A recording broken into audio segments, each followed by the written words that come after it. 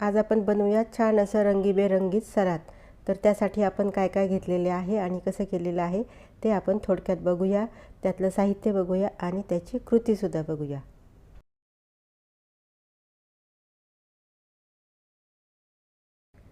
हे बघा, मी इथे एक गाजर घेतलेला आहे, एक मीडियम साईजची काकडी घेतलेली आहे, एक टोमॅटो घेतलेला आहे, त्यासोबत आपल्याला कांदा पण घ्यायचा आहे बारीक चिरून।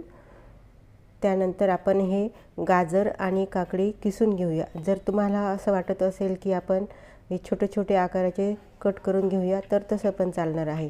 कट करून घ्या किंवा किसून घ्या आवडीप्रमाणे। जर तुमची काकडी कडू निघाली तर त्याचं खालचं आणि वरचं हा पार्ट असतो शेंडा आणि बुडूक ते कट करायचं आणि त्याच्यावर थोडंसं घासायचं, म्हणजे तो कडवटपणा निघून जातो।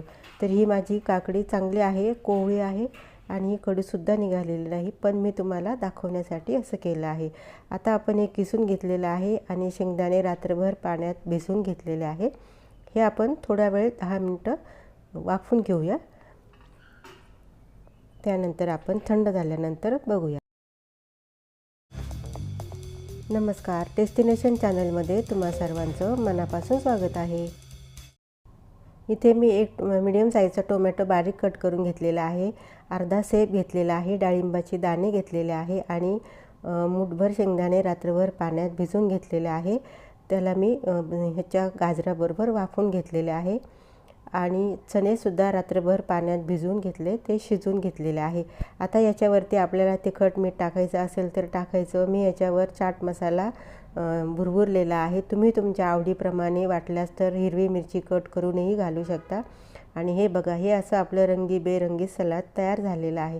तुम्ही तुमच्या आवडीप्रमाणे याच्यामध्ये सीडसुद्धा घालू शकता आणि ड्रायफ्रूटसुद्धा घालू शकता। तर हे असं आपलं हेल्दी सलाद अगदी झटपट तयार झालेलं आहे। तुम्हाला ही रेसिपी कशी वाटली? रेसिपी आवडली असेल तर लाईक आणि शेअर करा। अशा छान छान रेसिपी बघण्यासाठी आपल्या डेस्टिनेशन चॅनलला फॉलो करा आणि बेल आयकॉनवर क्लिक करा, म्हणजे तुम्हाला सर्व रेसिपीचे अपडेट लगेच मिळून जाईल।